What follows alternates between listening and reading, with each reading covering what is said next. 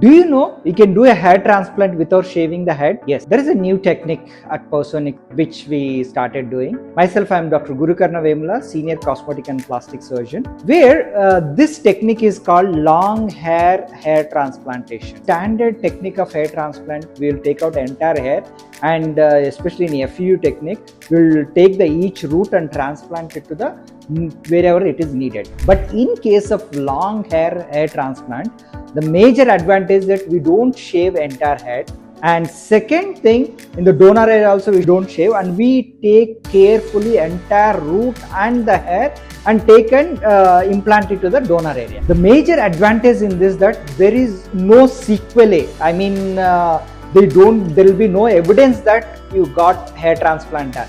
And immediately after finishing the surgery or next day, you can attend your social gathering, other things. So there will be not much visibility that you got hair transplant done. And over a period of time, same hair regrowth happens, and it will be naturally increasing the density. And this is very, very much advantageous and useful for the female hair transplant, female baldness.